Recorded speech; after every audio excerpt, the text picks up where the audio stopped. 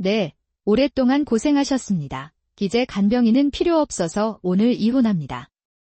저는 남편과 시어머니를 대신해 15년 동안 시아버지를 모시고 있습니다. 시아버지가 갑자기 출산을 하신 직후 집에 잘 들어오지 않는 남편에게 갑자기 여주인이 생기기 시작했습니다. 나는 여기에 왔다. 시아버지의 장례식이 막 끝났는데도 남편은 싱긋 웃으며 농담을 하고 있었습니다. 그는 입으로 그렇게 말했습니다. 그런 다음 그는 나에게 이혼 서류를 제시했습니다. 아줌마는 이미 지쳤어요. 의사 비용을 지불해 주셔서 감사합니다. 남편 뒤를 따라오던 여주인도 나를 내려다보며 큰 소리로 웃고 있었다. 네. 그게 15년의 헌신 끝에 저를 향한 당신의 진심이에요.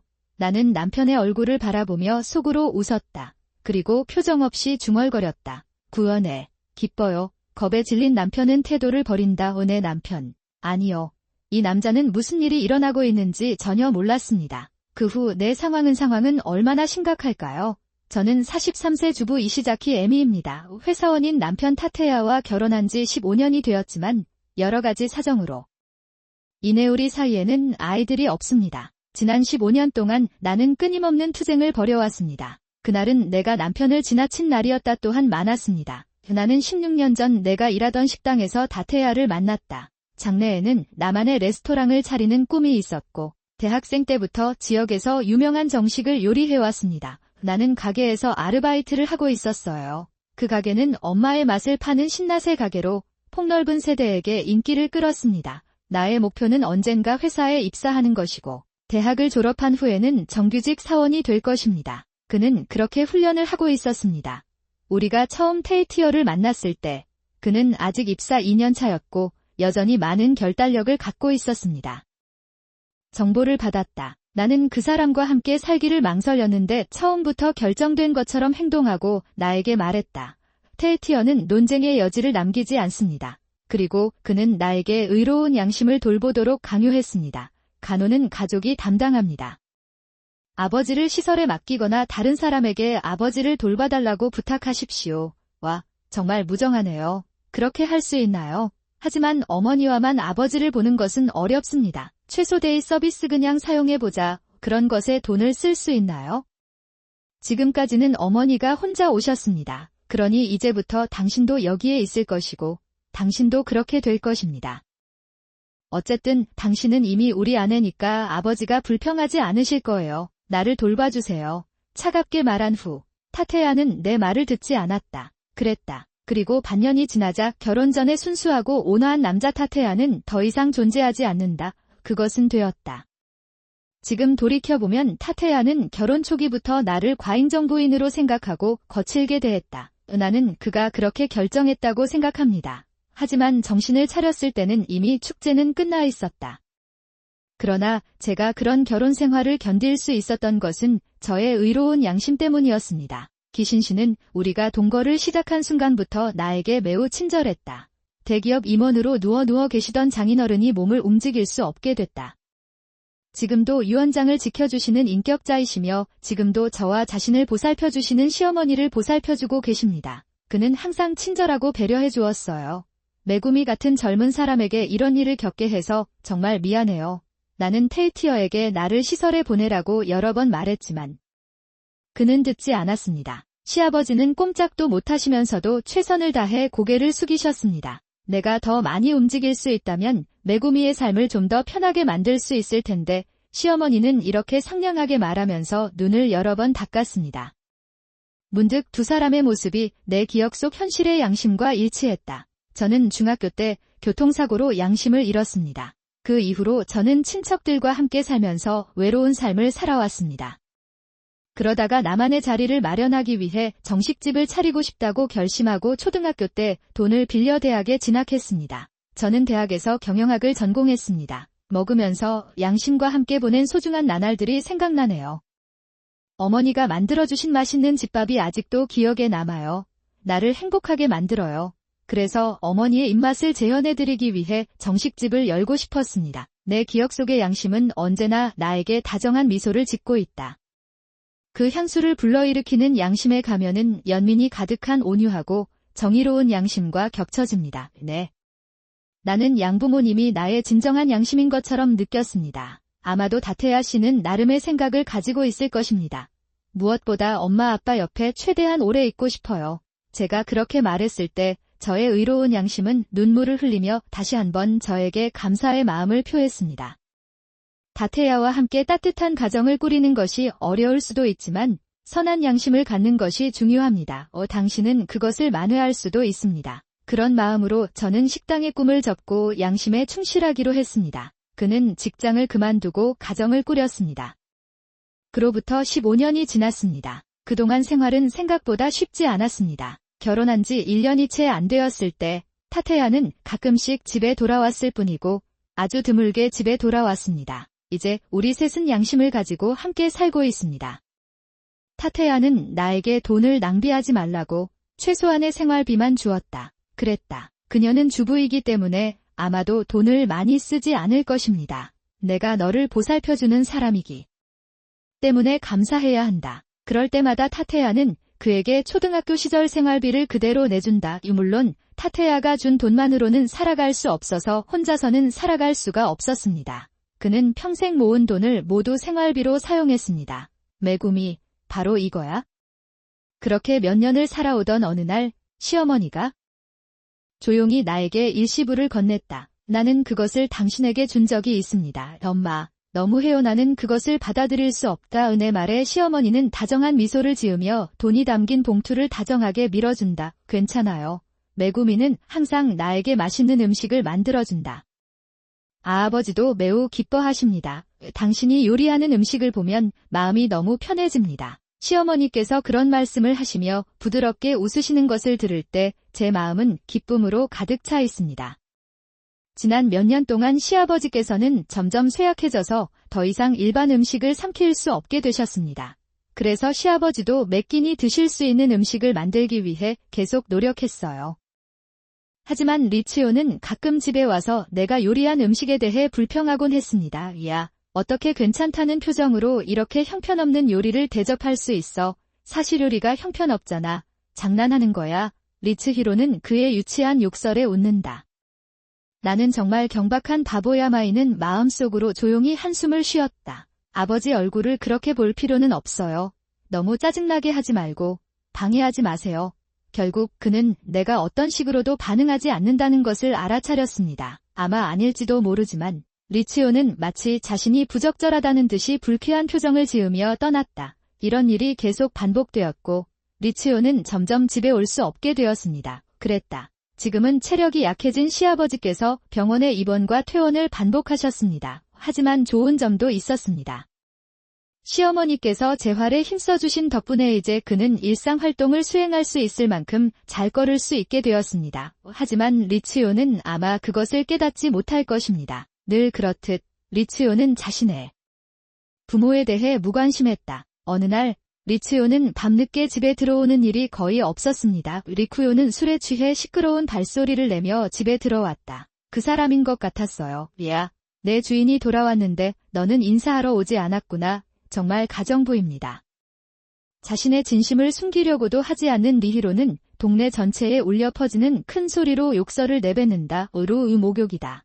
목욕물을 끓이자. 가정부는 그 어느 때보다도 배려심이 없습니다. 그렇게 말하려는 순간 나는 거실 소파에 누워 시끄러운 소리를 내고 있었다. 리쿄는 울기 시작한다. 나는 시키는 대로 하고 나무를 반납하여 목욕물을 끓였습니다. 그때 익숙한 전자음이 등을 때렸다. 나는 재빨리 돌아서서 리츠요의 손에 있는 스마트폰을 보았다. 화면이 잠시 켜지더니 레나라는 이름과 하트 기호가 적힌 메시지가 나타납니다. 표시됩니다. 나는 숨이 막힐 수밖에 없었다. 그리고 하와이 여행은 즐거웠어요.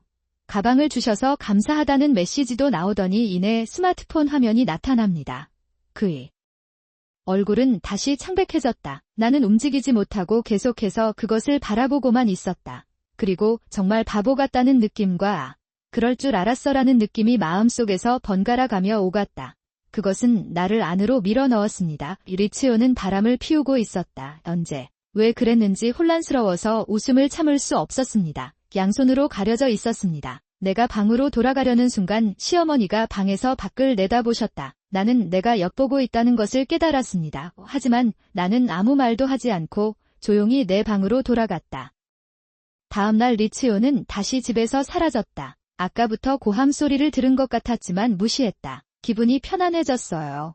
그러다가 잠시 후 시어머니가 방 밖에서 나를 부르셨다. 메구미 씨, 무슨 일이 있었나 봐요. 시어머니가 나한테 책임이 있냐고 물었을 때 나는 큰 소리로 울지 않을 수 없었다. 시어머니가 내 방으로 달려와 나를 안아주셨다. 그 따뜻한 화가 난 시어머니를 무시하고 타치아는 나를 돌아보며 말했다. 나는 어리석게 말한다. 결국 당신은 가정부였기 때문에 의사 비용을 지불할 필요가 없었습니다. 지금까지 제가 그 아이를 돌봐왔으니 의사 진료비는 제가 내야 할지도 모르겠습니다. 할 수 있어요.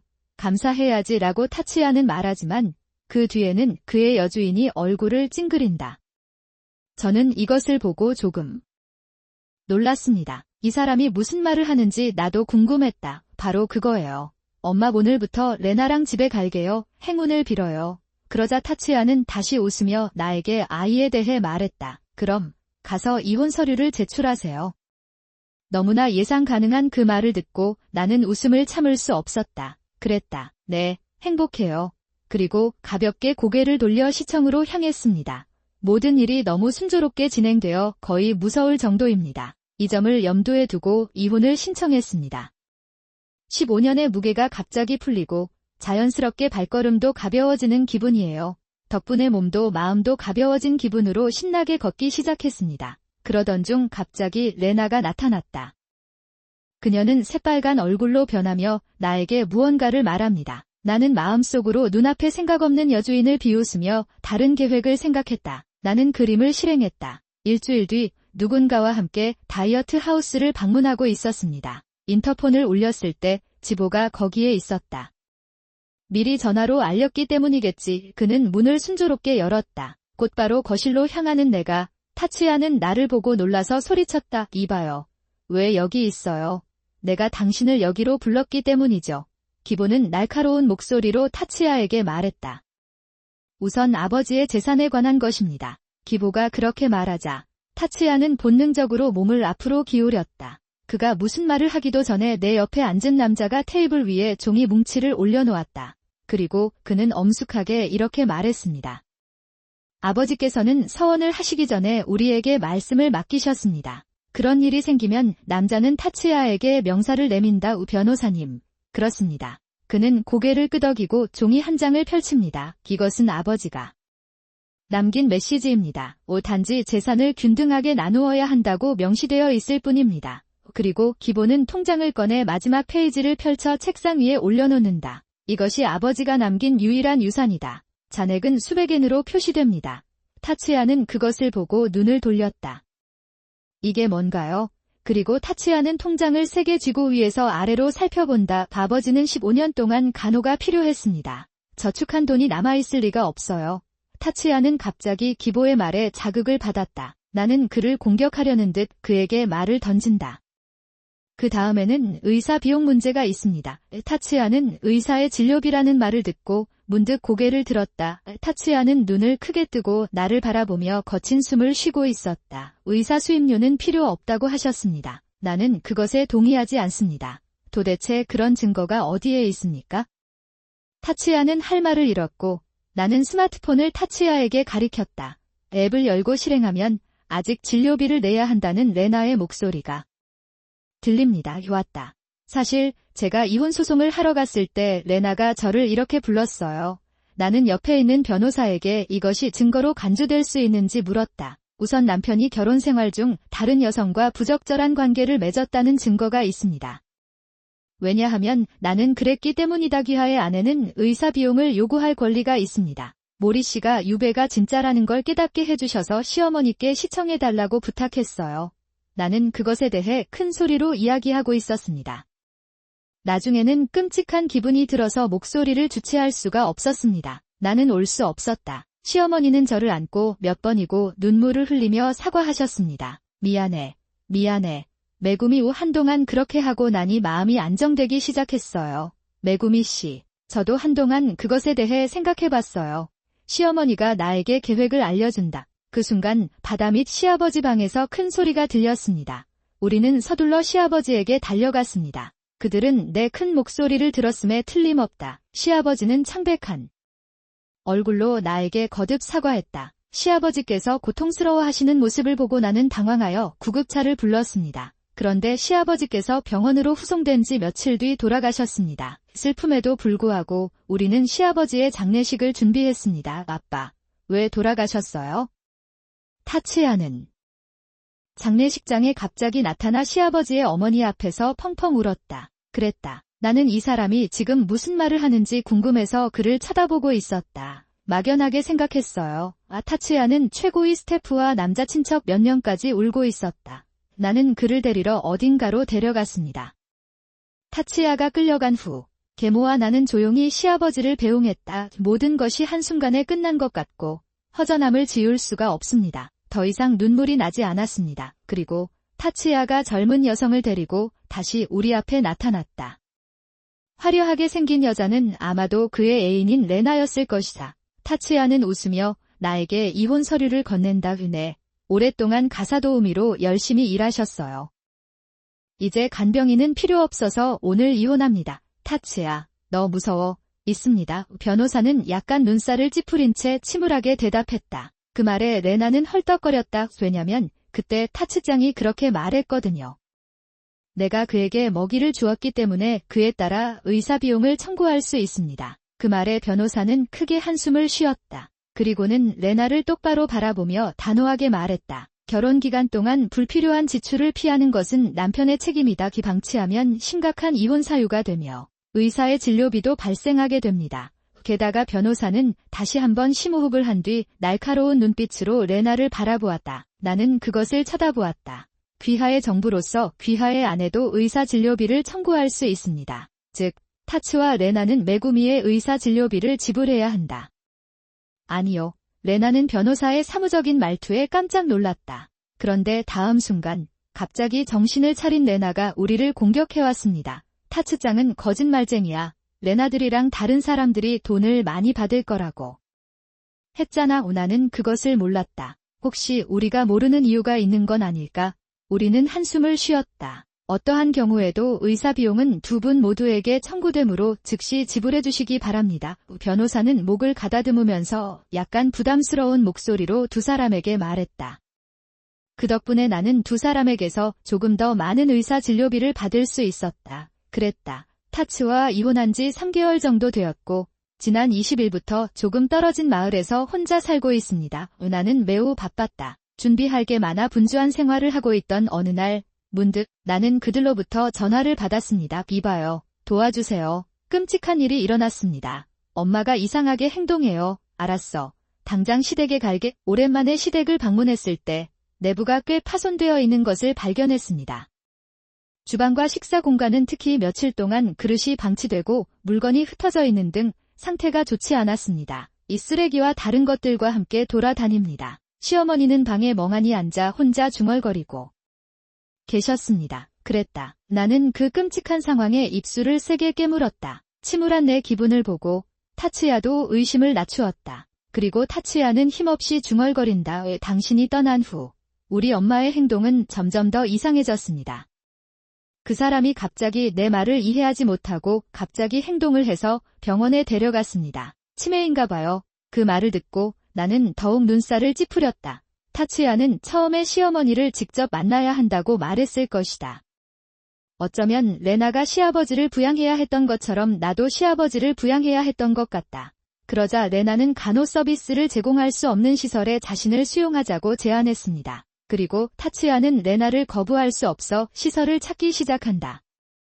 어머니는 오래전부터 돈을 많이 모아서 재산도 많다고 말씀하셨습니다. 어머니의 통장을 찾다가 주권을 많이 발견했습니다. 그런데 통장을 보니 잔액이 거의 남아있지 않았다. 타츠야는 머리를 극적이며 토하라고 말했다. 젠장. 이런 일이 일어나서는 안 됐는데 레나는 엄마가 저축한 돈이 없다는 걸 알게 됐어요. 최대한 빨리 나 역시 통장을 챙겨 도망쳤다. 나는 타츠야의 말을 들으면서 심호흡을 했다. 그는 아무리 멀리 가더라도 정말로 모든 면에서 최악입니다. 정말 헤어지는 게 맞았어요. 내 한숨을 어떻게 받았나요? 타츠야는 나에게 달라붙는 듯 나를 쳐다본다. 저기요. 메구미님, 저를 도와주세요.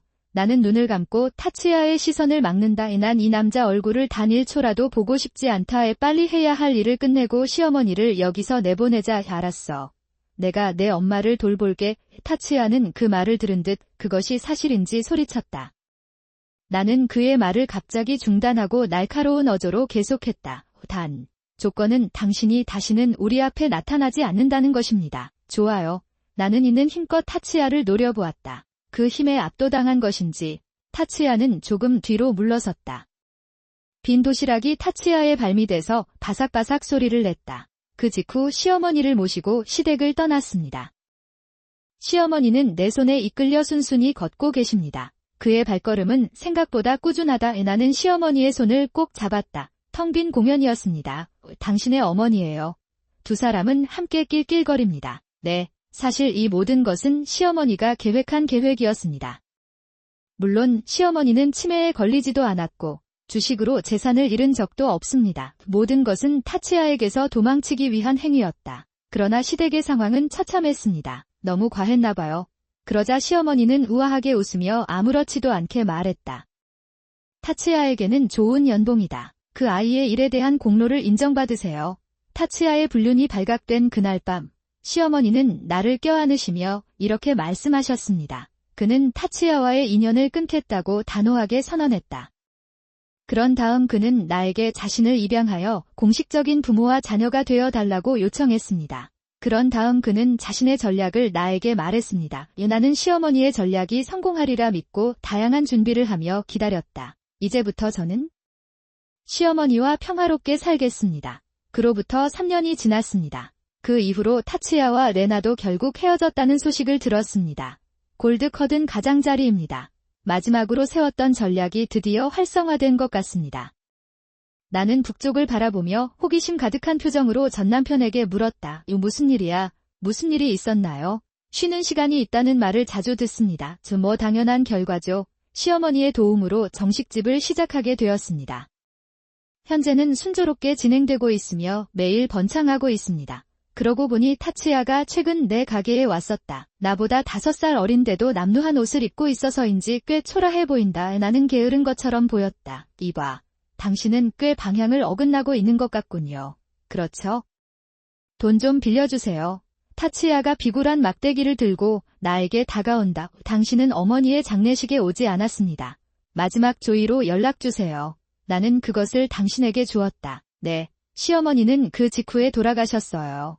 그럼에도 우리는 비록 잠시였지만 친부모와 자식으로서 함께 정식 식당을 운영하게 됐다. 나는 그것을 하고 있었다. 그 시절은 나에게 소중한 보물이 되었다. 내 말에 타츠야의 얼굴이 일그러진다. 그러나 그가 무슨 말을 하기도 전에 주변의 단골 손님들이 차례차례 타츠야를 향해 분노의 소리를 지르기 시작했다. 나는 기부를 시작했다. 그들은 모두 시어머니의 팬이었습니다. 그리고 눈 깜짝할 사이에 타츠야는 그들에게 끌려나와 가게 밖으로 끌려나온다. 그는 가게 밖에서 고함을 지르기 시작합니다. 나는 타츠야 앞에 서서 그에게 종이 한 장을 내밀었다. 그가 시어머니를 입양할 때 서명한 출입금지 협약서였다. 나는 이것을 잊지 않았습니다. 경찰에 전화할게요. 타츠야는 짧은 비명을 지르며 도망쳤다. 그 이후로 그는 다시는 그 가게에 오지 않았습니다. 결혼은 이미 끝났습니다. 가끔 단골 손님이 찾아오곤 하는데 나는 그